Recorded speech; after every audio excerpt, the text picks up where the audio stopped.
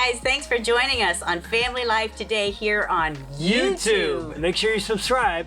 You don't want to miss any episodes, so hit the little bell and you'll get notifications and you won't miss anything. And if this encourages you, like it and share it with your friends. Yeah, share it with your friends. Yeah, welcome to Family Life today. So we just moved into a new neighborhood.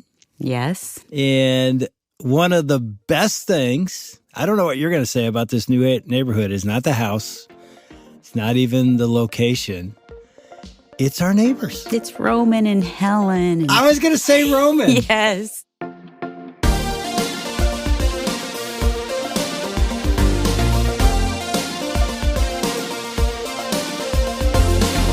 Welcome to Family Life Today, where we want to help you pursue the relationships that matter most. I'm Ann Wilson. And I'm Dave Wilson, and you can find us at FamilyLifeToday.com or on our Family Life app. This is Family Life Today.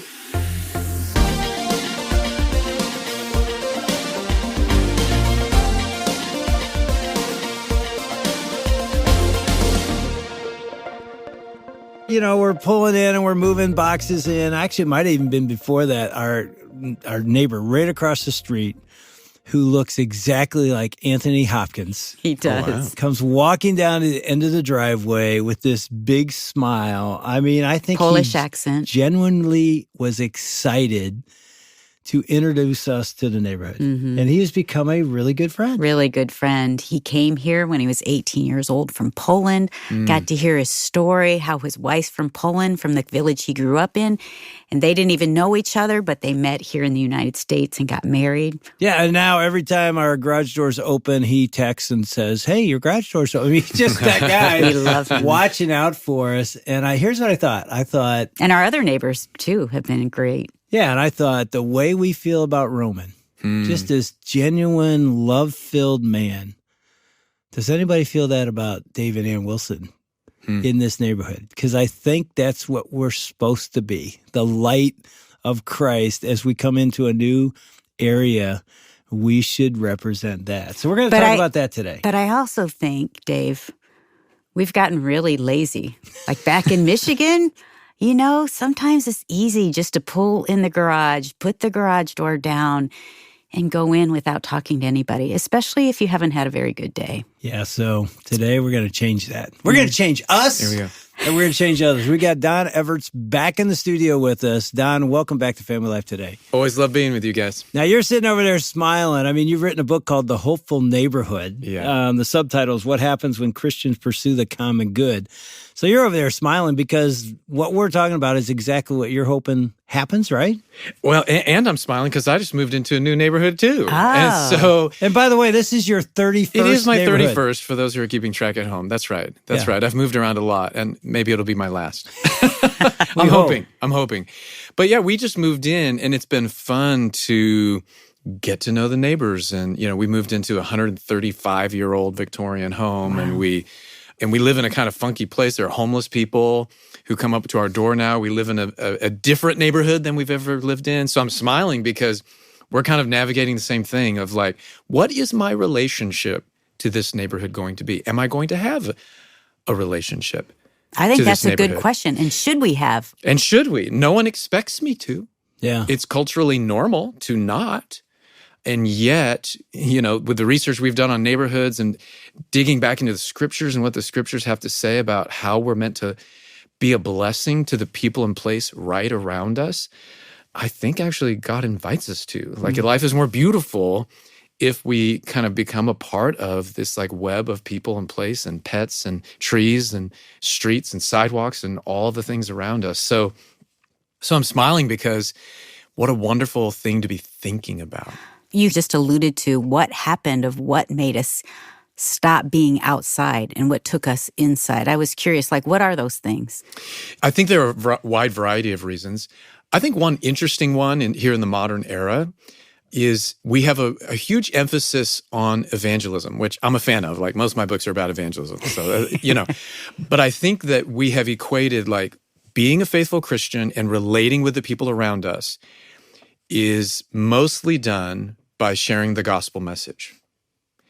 Now, is that a way of loving people? Totally, absolutely. Now, do most people trust us enough to hear it from us? No, they don't. But it's interesting because in the early church, an interesting thing was said about the first Christians. It was said that they had eloquent behavior. Think about that for a second. It wasn't that they had eloquent words. They had eloquent behavior. That's an early historian in those first centuries when they were being persecuted. And yet they were loving the people and place around them in gorgeous ways, in beautiful ways. Early historians said that Christians had a strange way about them that drew people to them. Well, that strange way was Jesus's way of laying your life down for other people and lifting others up and seeing their dignity and blessing them and picking kids up.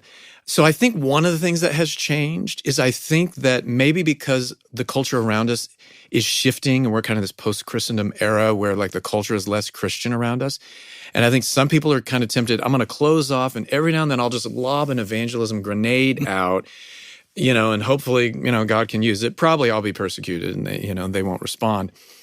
If that's our most engaging, winsome picture of how we're supposed to be relating with the world around us, no wonder we're kind of isolated and closed off and we pop up from our home and we run over to a Christian huddle and then we pop up from there and go run over to another Christian huddle.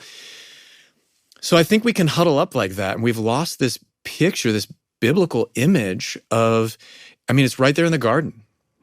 Keep and care for the people in the place right around you. We see it in God's laws, even after the fall, where God's laws are like, here's how to love the people around you and the animals around you and the land around you. All that's mentioned in the law. We see it when the Israelites are in exile. They're in exile, right? They've been taken prisoners and they're being tempted like, well, we just need to get out of here. And some people are telling us God's going to bring us back to Jerusalem. What does God do? He sends Jeremiah and he says, write him a letter that says those people are lying. You're going to be there for a long time. And so what you need to do is pursue the welfare of the city that I've sent you to. Peter in the New Testament, where they're being persecuted in Asia Minor and they're being tempted like, to close themselves off. And Peter writes this gorgeous letter that says, oh, guys, you are elect exiles. You're elect by God right where God wants you. It feels like you're in exile. So love the people around you. I think we just need to be reminded again. It's like Me God's too. people every now and then. The Latin phrase is incurvatus in se. We curve in on ourselves. And we corporately do that as well. And that's why God just sends people from time to time with prophet, an apostle, whatever, to say, remember, we're supposed to be loving the people in place right around us. So people like us moving into new neighborhoods, God actually does have an opinion about whether we should have a relationship with our neighbors. Yeah, and it's interesting. I think a lot of us, we want to get our neighbor to our church. Yeah. Christmas is coming or Easter's coming. We're going to make an invite, and it's the only time we ever talk to them. It's like, who are you again? You live next door. It's like if we were over there helping them in their yard or we saw there was a need and we showed up with no agenda. We're just there showing up. They don't feel like they're a project that we are working on. And then when we make the invite, they're probably going to go, I know you. I trust you. What are you talking about? That's Church what? That's right. But if you just lob the thing and they're probably going to say no. And you're going to think it's them, and it's probably us. Yeah, that's right. And it's interesting in Peter's letter, for example, we talked in the last episode about how he encouraged them to pursue the common good. Just love people, do nice things for them. A little later, he says, when people ask you the reason for the hope that is inside of you, be ready to talk about your faith. It's like as you are laying your life down and you're living a beautiful, upside-down Jesus life with the people in place right around you, they're going to ask you at some point. Like you're going to build trust. You're going to have gained a hearing. And he's like, so be ready. Be ready to talk about it. And that's the other way we can love our neighbors is like to be ready to say, we're like this because we follow this weird ancient rabbi who, and we live this life for him because of my wife and how incredible she is. Our neighbors are already coming to our church, but it's not because we invited them to church. It's because we invited them over for a meal. It's that D.L. Moody quote that says, out of 100 men, one will read the Bible and the other 99 will read the Christian. Your neighbors have been reading your wife. They've been reading you, Don. They've been reading your family, and they're thinking, I haven't read my Bible, but what I see in that family is something that's attractive. Some people think we make a good testimony by pretending we have it all together, and all that. That doesn't convince anyone of anything. No. It's being authentic and having people in your life and loving them in practical ways. That is what makes a difference. And, our research told us, we asked non-Christians, is there anything in your community or your neighborhood that you think churches or Christians could be helpful with? And they said yes. So there are actually things that they're like, yeah, actually Christians could be helpful. The other encouraging thing is that in general, they don't trust churches or Christians generally, but they have a high trust for people who live in the neighborhood. Interesting. If the last era, the era of Christendom was maybe an era of like church-centered programs or, massive programs and that sort of thing, people don't want those right now, the non-Christians, but someone who lives in their neighborhood, they'll trust them because they live in the neighborhood. Now, have you done anything like as a family in your neighborhood? Oh, yeah. I'm putting you on the spot. Yeah, tell us some of the You got things your something family's done. Well, I mean, being married to Wendy is a little like cheating. So we did basement church for a while, just having people in our church. We turned our garage into a hockey rink.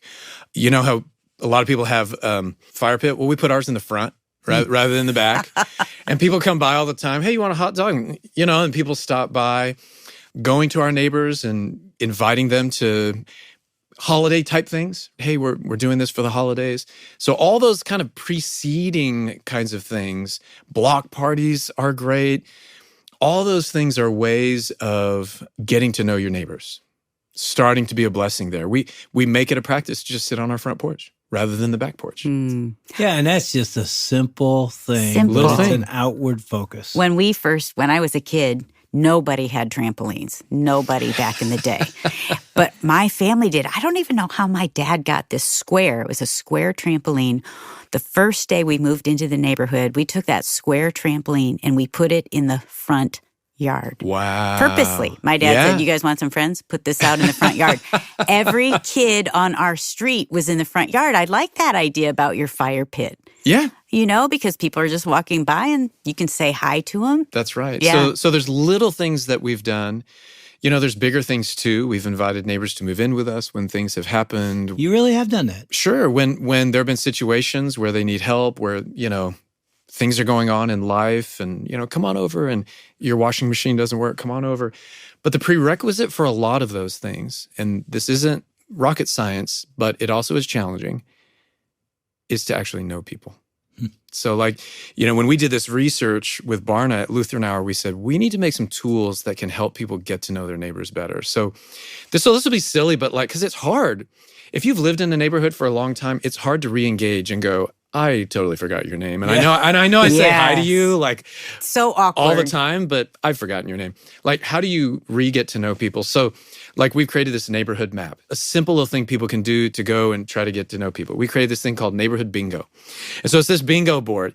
And there's little things that you have to do to create a thing. And, whether it's ask them what the name of their pet is, tell them you forgot the name of their pet. So there's little things that we can be doing just to begin to re-engage with our neighbors. For those of us, if there's people listening who are I'd love to do things to love my neighbors. I don't know any of them. Well, then start there. Yeah, just get to know them. Yeah. And I think one of the things I hear you saying is have eyes. Yes. Eyes to see your neighbors. It's easy, even as a pastor, I saw my people at my church. Yes. And my eyes were on them. How can I serve them? And I'm a shepherd there, but it's well, we're shepherds. We're the light of the world in our neighborhood, and we need eyes to see. I'll never forget one day I get a phone call from Ann. She's driving home, and I find out, and I don't even know how the story's going to end, that she picks up some lady on the side of the road.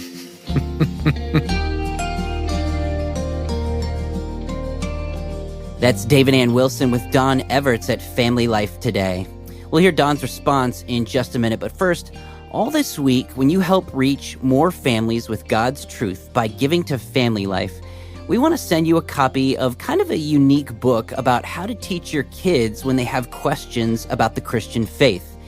Hillary Morgan Farrer has written a book called Mama Bear Apologetics, and we want to send you a copy as our thanks when you give this week at FamilyLifeToday.com or when you call with your donation at 800-358-6329. That's 800 F as in family, L as in life, and then the word today. All right, now back to Dave and Ann's conversation with Don Everts. Let's hear what happened when Ann picked up a random stranger on the side of the road.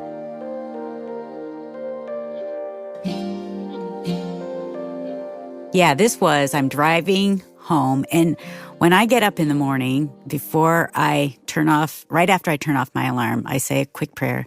Jesus, I give you my life today. I give you everything in me, and I pray that you would give me your eyes, you give me your ears, and you give me your mouth to be able to speak. And so, you guys, God hears those prayers and he answers those prayers. And so I was driving home from work one day. I'm talking to my mom and dad, who were then in their late 80s. And I talked to them every day. That was a big thing. They wanted me to call them every day. So I called them. My mom had Alzheimer's, but my dad's really quick. And I said, hey, I just went by someone that sat on the sidewalk. I'm going to turn around and go see what's up. Because I could see she was older and she just sat down in the middle of a sidewalk on a busy road. And my dad, this is so like my dad, he goes, her dad. Hey, keep me on the phone. I want to hear what's happening.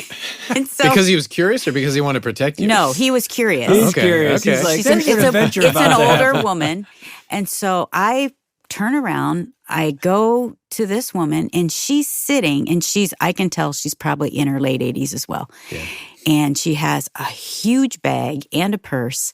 I sit down on the sidewalk with her, and I said, hey, I noticed that you sat down. Are you okay? And she says, she's so funny. She says, honey, I am tired, and it is hot, and I have a ways to go to get to my house. And I said, well... This is probably 5 or 10 blocks from our neighborhood. Yeah. It's pretty close. So, yeah, she's pretty close to us. And I said, well, I'm on my way home, and you don't know me, but I am so happy to drive you home. And she said, that would be wonderful. So she gets in my car, and now I have to introduce her to my dad and my mom. Hey, Dad, this is Betty. They're on the speakerphone. They're still on the speakerphone. So I say to Betty, do you have an address? And she said, honey, I know where I live. I'll just tell you where to go. So I start driving, and she tells me a street, and I just kind of type it into my phone. I'm thinking, I don't know where that street is, and this is my neighborhood. And so we're driving. She says, take a left, take a right. And then she says, and she starts crying. And she said, I don't know where I am. And I can tell because my mom has dementia. I thought, something's up. And so I know that there's an assisted living home close to this place. So I drive to that parking lot. And I said, does this look familiar? And she's crying even harder. She says no. And I said, well, maybe you have your ID in your purse, because she can't even remember her last name now. Wow. And so she says, Leah, let me find something. So she has this big bag and a purse. But the only things in this big bag, she pulls out a wig, and then she pulls out this huge thing of makeup. And then... this is the most fun. It's the funniest thing. She pulls out this huge alarm clock, a black, big alarm clock with the bells on the top, that goes ding, ding, ding, ding. Yeah. And I said, Betty, you are super prepared. And she said, honey, you never know what you're going to come across. You always need these things with you. And then I find a wallet, but there's nothing in the wallet. But at the very bottom of her purse in a pocket, I find a card, and it has a name on it. And I said, do you know this name? I read the name. And she said, yeah, that's my daughter's name. And so I Google the daughter's name, and I find out, she's in the neighborhood.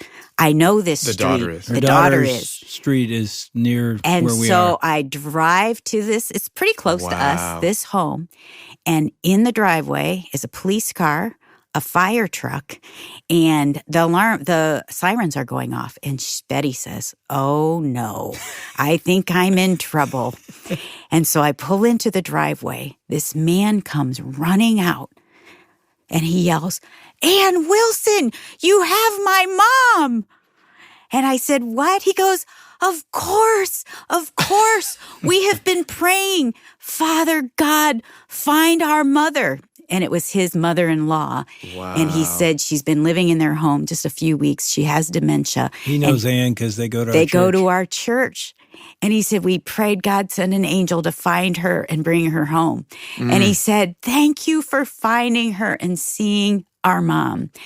And it makes me teary thinking about it. She passed away not too long after that, and they asked me to come to the funeral and share that story because they said, we want people to know that God always sees them, that there's someone Yeah. in the neighborhood that's watching out for them, like God will send his people to you. I thought that was the sweetest story. And the beautiful thing, Anne, what I love is that it started because you sat down next to her. And saw her. You saw her, you sat down next to her. People listening, like, how do I engage with my neighborhood? Just look, just watch. Yeah. And there are going to be opportunities to be light. There are going to be opportunities to just be friendly. There are going to be opportunities to just have fun. And that is eloquent behavior. That's what they called it in the early church. And there's a reason why Jesus said, let your light shine and people will give glory to your Father who is in heaven. You know, what you did, you let your light shine, but the glory goes to God. Like, people are more impressed by God because of what you did. And so that's kind of the hope. If people are listening, they're like, I want to share the gospel with my neighbors. I don't like them, but I want to share the gospel with them. Well, maybe start by liking them or getting to know them and being kind and loving them, pursuing the welfare of your neighborhood. And then God will give you'll gain a hearing. Over time, if he's pursuing someone, there'll be an opportunity to share the gospel. And eloquent behavior draws people in, and they go, why are you hopeful? Yeah, I think it's so easy to see and move on. Like, I'm honestly thinking if I was driving that day and saw this woman, I would have kept driving. Yeah. Like, there's a woman sitting there, and Anne has this But it's that heart prayer. that says, I got to stop. You know, I got to stop. It's that prayer at the beginning. I feel like when we offer our lives to God, he's like, all right. You're available. Yeah, you're available today. So when you're walking around your neighborhood, which we do a lot, it's like you walk by a neighbor, stop. Yeah. Just say hi. And it may lead to a conversation. I know some of you are thinking, I don't want to stop. I don't want to talk to them. Okay. I want to get my, steps in. And it's like, no, we're called to be the light of the world. And it's really interesting. It's one of my mantras when I was preaching is that very passage, Matthew 5:14, when Jesus says, you are the light of the world, a city set on a hill cannot be hidden. The word in the Greek set on a hill is strategically placed on a hill. Yeah. So in a sense, he's saying to the disciples and to us now as disciples, I'm strategically placing you in neighborhoods to be light. Yeah. Don't close your garage door and shut your door and turn off the lights and hide. I mean, there are times where we need to refill. I have to share this story. Walk across the street and say hi to your neighbor. Because You got another story? I have not done this well over the years. I just have to say, because sometimes it's messy. We'd like it to be the story of the woman sitting on the sidewalk. But man, when we lived in California and we were going to seminary, we're pouring into and trying to love our neighbors. And then there's this one lady, she just, I was drained after a while because she was just talk. And I have to admit, she came to my door one time and it was you could see through You it. were pretending you weren't there. I fell on the floor, flat on my stomach, because I just did not want to talk to her that day. And so I'm saying, like, we don't all do it perfectly. Another time we had a woman who was not in a great situation in marriage. It was a little abusive. So she lived with us for a little bit with a daughter, and they had a little dog. And that dog upstairs went to the bathroom all the time in that upstairs bedroom where they were staying. And like, oh, that's what I'm saying. It's not always convenient. Yeah. It's not always easy. It's messy. It is. This is part of why after we did this research and realized, like, man, how do we do this? And we don't have the muscles that, maybe the early church had or whatever. So we developed this network across the country and even around the world, people are starting to do it, called the Hopeful Neighborhood Project, which is just people who are like, I want to be helpful in some way in getting to know my neighborhood, in helping my neighborhood. And so we created hopefulneighborhood.org. It's just like a place. There's neighborhood coaches who can, here's some ideas. People are sharing best practices with each other, sharing stories with each other, because sometimes we fall on the floor and we pretend we're not there.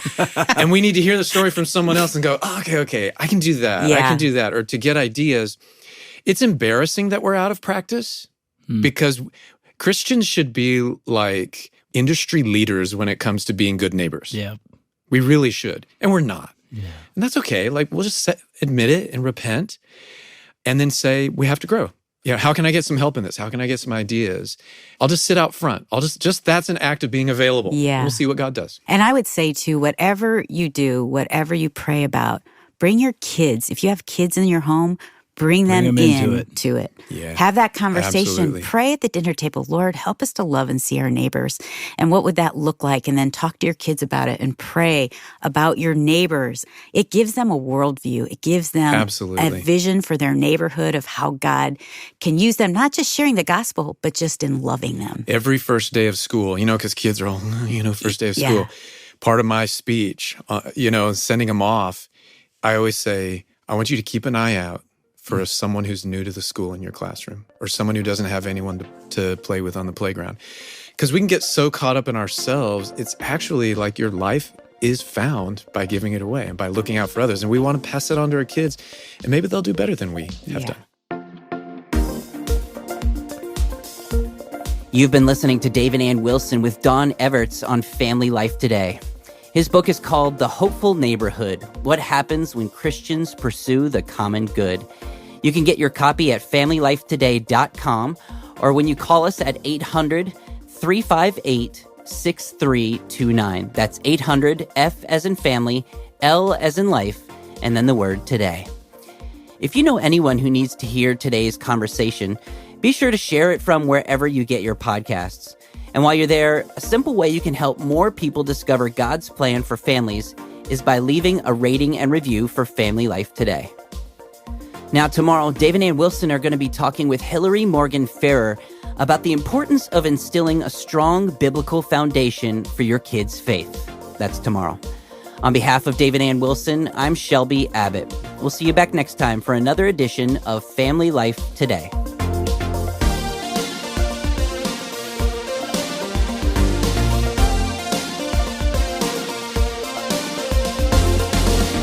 Family Life Today is a production of Family Life, a Crew ministry, helping you pursue the relationships that matter most.